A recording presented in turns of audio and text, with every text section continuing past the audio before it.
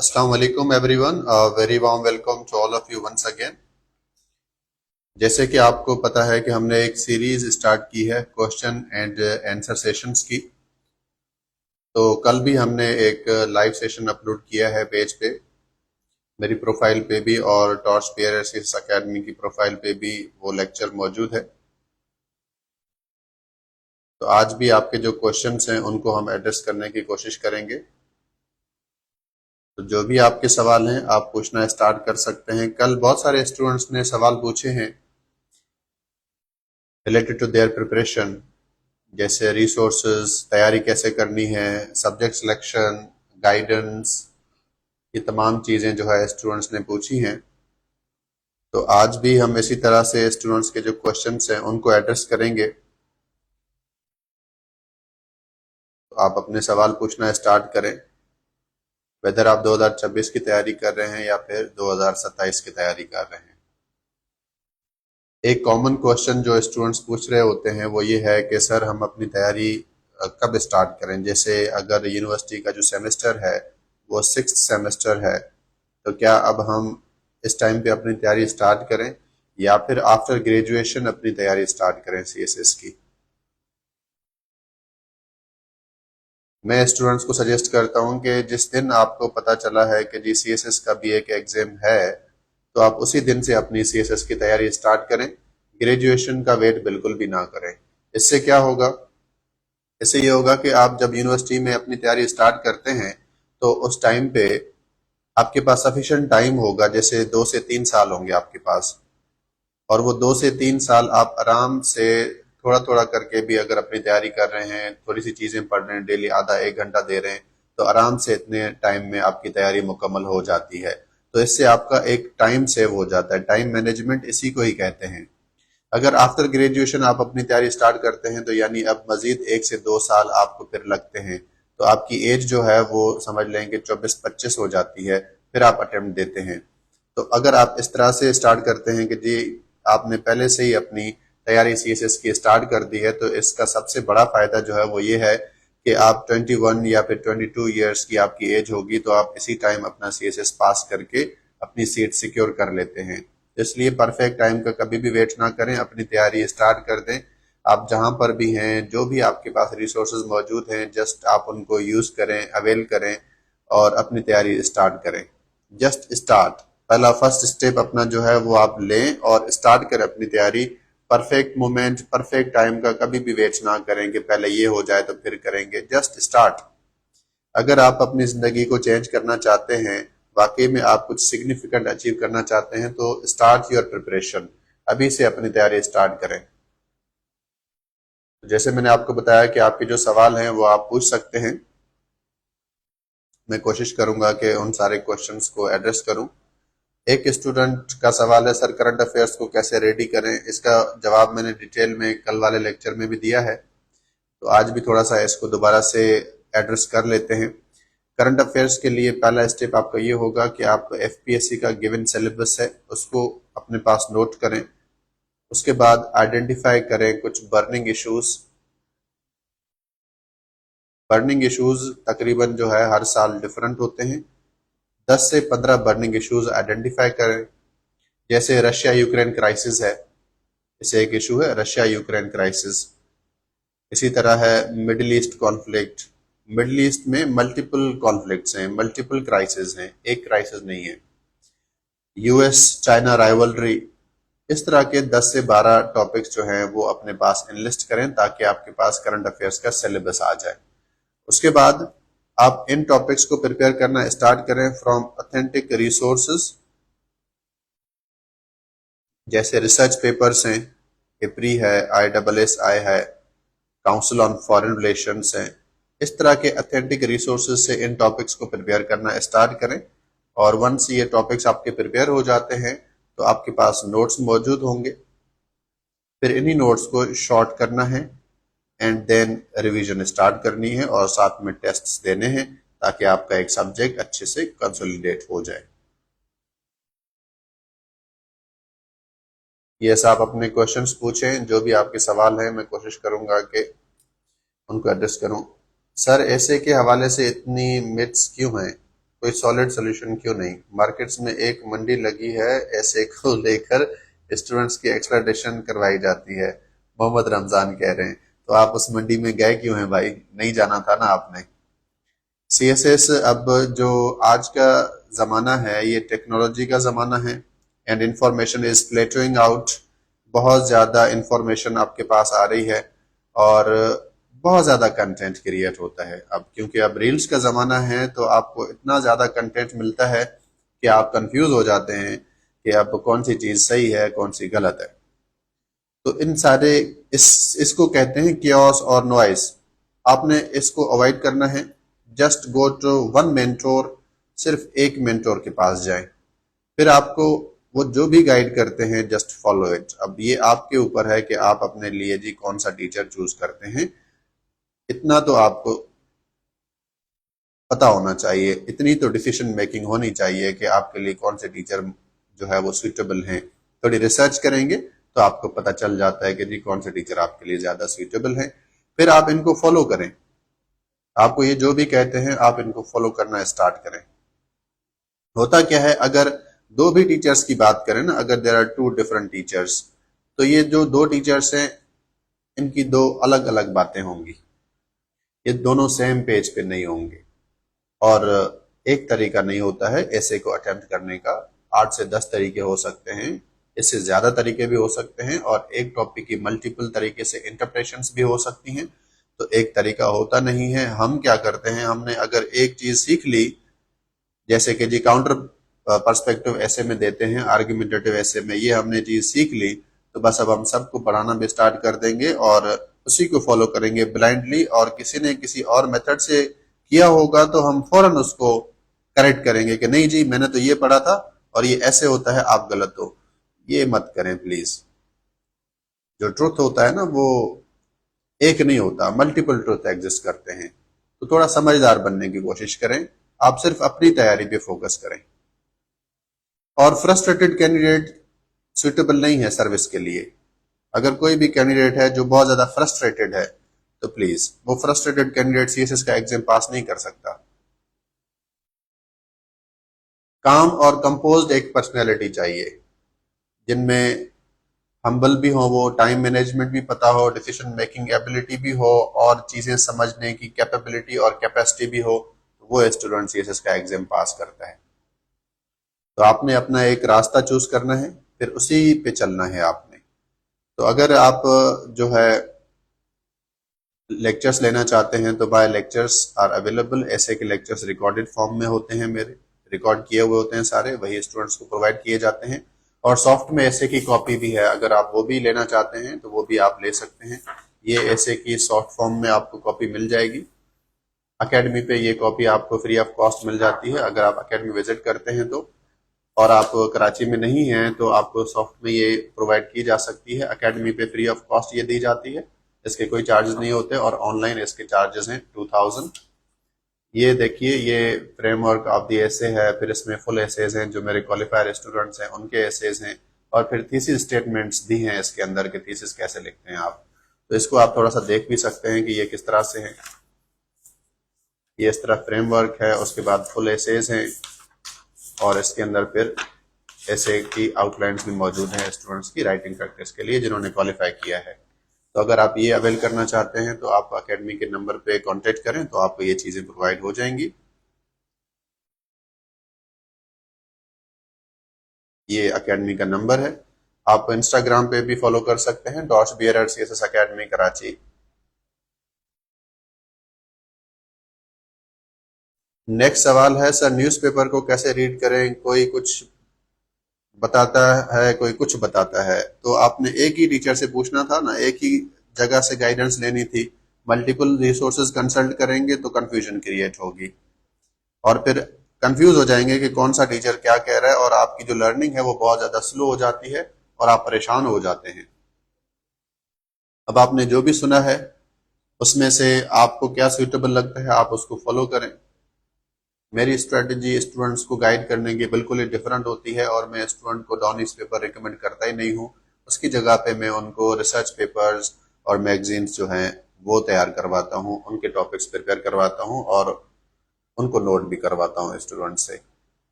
जी, BA BCom ये degrees जो हैं ये एलिजिबल हैं सीएसएस के लिए। एक स्टूडेंट पूछ रहे हैं कि हाई स्कोरिंग सब्जेक्ट्स कौन से हैं। हर वो सब्जेक्ट जो आपने बहुत अच्छा प्रिपेयर किया हुआ है वो आपको स्कोर देगा। कोई भी सब्जेक्ट हो जिसको आपने बहुत अच्छे से प्रिपेयर किया हुआ है तो वो सब्जेक्ट आपको स्कोर दे देता है। कंडीशन यही है कि आपने उसको अच्छे से प्रिपेयर किया है, 17 to 18 आपके एमसीक्यूएस उसमें सही हो रहे हैं, और हर क्वेश्चन में 4 to 8 रेफरेंसेस आपने ऐड किए हैं, डायग्राम्स बनाई हैं, जो एफपीएससी ने रिकमेंड की हैं किताबें उनको कोट किया है, और जो क्वेश्चन में डिमांड थी क्वेश्चन की उसी को आपने आंसर किया है, तो आपका स्कोर उस सब्जेक्ट में आ जाएगा। तो ये जो है ये चीज मैटर करती है कि आपने उस सब्जेक्ट को कितना अच्छे से प्रिपेयर किया है, ये चीज ज्यादा मैटर करती है, तो आप इस पे ज्यादा फोकस करें। ये सेशंस डेली बेसिस पे होंगे, तो आप डेली बेसिस पे अपने क्वेश्चंस प्रिपेयर करके आ सकते हैं और पूछ सकते हैं। सर सीएसएस का सिलेबस हर साल चेंज होता है क्या, या कितने साल बाद चेंज होता है? सीएसएस का सिलेबस हर साल चेंज नहीं होता। सीएसएस का सिलेबस रिवाइज किया गया था इन 2016 और अभी तक वही सिलेबस है। बाकी इसमें जो मॉडिफिकेशंस होती हैं वो खुद ही होती हैं, जैसे करंट अफेयर्स है तो करंट अफेयर्स के अब जो बर्निंग इश्यूज हैं वहां से पेपर बनता है, तो आपने वो बर्निंग इश्यूज को भी प्रिपेयर करना होता है, और जो गिवन सिलेबस है उसको भी साथ साथ आपने देखना होता है जो 2016 में दिया गया था। इसी तरह इंटरनेशनल रिलेशंस है तो उसको भी आपने रिसेंट डेवलपमेंट से ही प्रिपेयर करना होता है। तो सिलेबस जो है हर साल रिवाइज नहीं होता, सेम रहता है। 2016 में जो सिलेबस इंट्रोड्यूस हुआ था अभी तक वही है।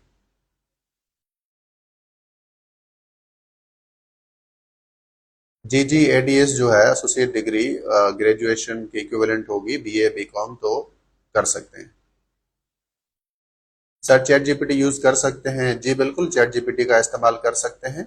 बस आपको यूज करना आना चाहिए कि आपने उसको किस तरह से यूज करना है, और उसमें से उसको कमांड सही से देने हैं और कंटेंट सही से प्रिपेयर करना है। तो बिल्कुल उसका यूज कर सकते हैं, हेल्प ले सकते हैं उससे, कोई इशू नहीं है। सोली रिलाई नहीं करना है क्योंकि उसमें बहुत ज्यादा गलत इंफॉर्मेशन भी आ जाती है, तो इसका ख्याल रखना है आपने। आईआर के लिए क्या करना है? आईआर के लिए आपने जो किताबें फॉलो करनी है वो ये है। पहली जो किताब है, दो किताबें हैं पार्ट 1 और पार्ट 2 के लिए, जो मैं स्टूडेंट्स को रिकमेंड करता हूं, और ये रिकमेंडेड बुक्स हैं। और एकेडमी के नोट्स आपको मिल जाते हैं इंटरनेशनल रिलेशंस के भी और सारे कंपलसरी सब्जेक्ट्स के, तो वो भी आप अवेल कर सकते हैं, सॉफ्ट में प्रोवाइड किए जाते हैं।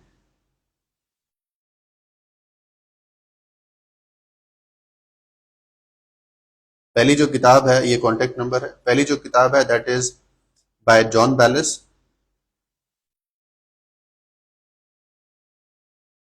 Globalisation of world politics. ये किताब एक तो रेफर करनी है फॉर आईआर, और दूसरी जो किताब रेफर करनी है वो है brief history of 20th century and beyond by Anthony Best. ये दोनों किताबें जो है रेफर करनी है फॉर इंटरनेशनल रिलेशंस। इसके अलावा भी कोई और रिकमेंडेड किताब रेफर करना चाहें तो कर सकते हैं, लेकिन मेरी नजदीक ये दो किताबें ज्यादा सुइटेबल हैं फॉर आईआर। तो आपके जो भी क्वेश्चंस हैं, मजीद आप क्वेश्चंस पूछें, ये सेशंस डेली बेसिस पे हुआ करेंगे इंशाल्लाह, तो आप अपने क्वेश्चंस पहले से भी प्रिपेयर करके रख सकते हैं। चैट जीपीटी का यूज बिल्कुल कर सकते हैं। Criminology versus philosophy, what should I opt? जो ऑप्शनल सब्जेक्ट्स हैं उसके लिए मैं आपको यही कहूंगा कि आप किसी टीचर के पास एक सेशन अपना बुक करवाएं जिसमें आप ऑप्शनल सब्जेक्ट के हवाले से गाइडेंस लें, तो ये ज्यादा बेहतर रहेगा, बजाय इसके कि 2 मिनट में आपको कोई सब्जेक्ट सजेस्ट किया जाए। ये 2 साल के बाद एक डिजास्टर साबित हो सकता है, तो आप थोड़े रिसोर्सेज स्पेंड करके एक राइट डायरेक्शन लेंगे तो इसमें कोई हार्म नहीं है। आप अपने 2,000 बचाने के चक्कर में 2 साल जाया कर लेते हैं, तो प्लीज बी वाइज, थोड़े समझदार बने और सही और प्रॉपर और ऑथेंटिक गाइडेंस सीख करें तो ज्यादा बेहतर है। फिलोसफी और क्रिमिनोलॉजी दोनों रख सकते, फिलोसफी और क्रिमिनोलॉजी दोनों सब्जेक्ट्स रखे जा सकते हैं, डिपेंड करेगा आपके स्ट्रेंथ्स पे, वीकनेसेस पे, आपने कब अटेम्प्ट देना है, आपका बैकग्राउंड क्या है, प्लस में आपने और क्या ऑप्शनल सब्जेक्ट्स रखे हैं, आपकी राइटिंग कैसी है, अंग्रेजी कहाँ है आपकी, और ऐसे को किस तरह से प्रिपेयर करना है, ये सारी चीजें इंटरलिंक्ड हैं। जब ये तमाम चीजें पता चलेंगी तो फिर ही सब्जेक्ट्स को चूज किया जाएगा।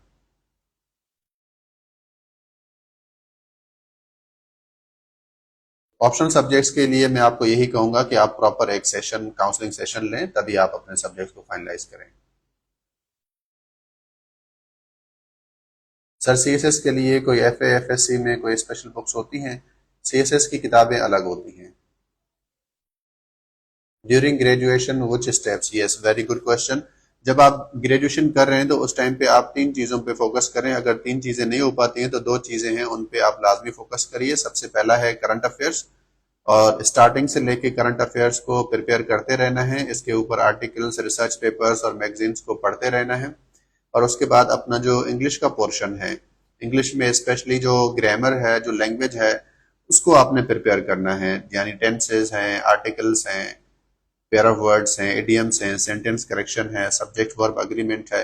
ये तमाम चीजें जो हैं ये आपने प्रिपेयर करना स्टार्ट करनी है जब आप यूनिवर्सिटी में ग्रेजुएशन अपनी कर रहे हैं। तो वंस आप ग्रेजुएट हो जाएं तो आपकी ये चीजें तो एटलीस्ट ठीक होनी चाहिए। जनरल स्टडीज के लिए जो किताब है वो हम रेफर कर सकते हैं bye rosemary Tong, feminist thought किताब का नाम है। इसको यहां से स्टार्ट कर सकते हैं अपने जनरल स्टडीज की प्रिपरेशन। मेहनत करेंगे तो किसी भी सब्जेक्ट में फेल नहीं होंगे, लेकिन मसला ये होता है कि स्टूडेंट मेहनत नहीं करता और शॉर्टकट्स लेता है, और इसी वजह से वो अटेम्प्ट पास नहीं कर पाता। कोई भी शॉर्टकट नहीं लेना है, और अगर कोई भी सीएसएस की तैयारी के दौरान कुछ स्टेप्स होते हैं वो सारे स्टेप्स फॉलो करने होते हैं। एक भी स्टेप मिस हो जाता है तो अटेम्प्ट फेल हो जाता है। व्हाट डू रिकमेंड फॉर ऐसे? ऐसे के लिए पहले मैं रिकमेंड यही करूंगा कि ऐसे की क्लासेस ले लें, ऑनलाइन, ऑन कैंपस, जहां पर भी सुइटेबल हो क्लासेस लें। उसके बाद जो है इवेल्यूएशन करवाएं। ये दो चीजें लाजमी हैं, और साथ ही साथ अपने जो रिमेनिंग सब्जेक्ट्स हैं उनको प्रिपेयर करें। तो इवेल्यूएशन से ही पता चलता है। ऐसे का फ्रेमवर्क और ये तमाम जो चीजें हैं वो 4 से 5 दिन में सीखी जा सकती हैं। यानी आप 8 से 10 घंटे, 12 घंटे अगर ऐसे को देंगे तो आपको ऐसे का पूरा फ्रेमवर्क आ जाएगा। लेकिन फ्रेमवर्क आने से ऐसे लिखना नहीं आता। लिखने के लिए आपको फिर राइटिंग प्रैक्टिस करनी पड़ती है और असेसमेंट करवानी पड़ती है और कांस्टेंट फीडबैक लेना पड़ता है, तभी ये सब्जेक्ट आपका जाके प्रिपेयर होता है। पाकिस्तान अफेयर्स के कौन से एरियाज पे फोकस करना चाहिए? पाकिस्तान अफेयर्स का कंप्लीट सिलेबस प्रिपेयर करना है, कोई भी टॉपिक इसमें से स्किप नहीं करना। प्री पार्टीशन भी कवर करना है और पोस्ट पार्टीशन को भी कवर करना है। इसके लिए जो किताब मैं सजेस्ट करूंगा वो है brief history of Pakistan by James वेम ब्रेंडिट। इस किताब से पाकिस्तान अफेयर्स को प्रिपेयर कर सकते हैं। पाकिस्तान अफेयर्स में जो स्कोर है वो करना थोड़ा चैलेंजिंग होता है, तो कुछ स्टेप्स हैं जिनको फॉलो करके स्कोर कर सकते हैं। जैसे कि कुछ कोटेशंस याद करेंगे, कुछ बुक्स के रेफरेंसेस याद करेंगे, कुछ कॉन्स्टिट्यूशन के आर्टिकल्स हैं उनको याद करेंगे, और इसके अलावा जो कॉन्स्टिट्यूशन में अमेंडमेंट्स हैं इनको भी कुछ याद करना है, इंपॉर्टेंट अमेंडमेंट्स को और आर्टिकल्स को, और तभी जो है हम पाकिस्तान अफेयर्स में स्कोर कर पाते हैं। और अकेडमी के पाकिस्तान अफेयर्स के नोट्स भी अवेलेबल हैं, सॉफ्ट में प्रोवाइड किए जाते हैं। अगर आपने वो अवेल करने हैं तो अकेडमी के नंबर पे कांटेक्ट करके नोट्स की डिटेल्स ले सकते हैं। जी, आपके मजीद जो भी सवाल हैं आप काइंडली वो पूछें। अकेडमी का नंबर है 0335944886। So any further questions?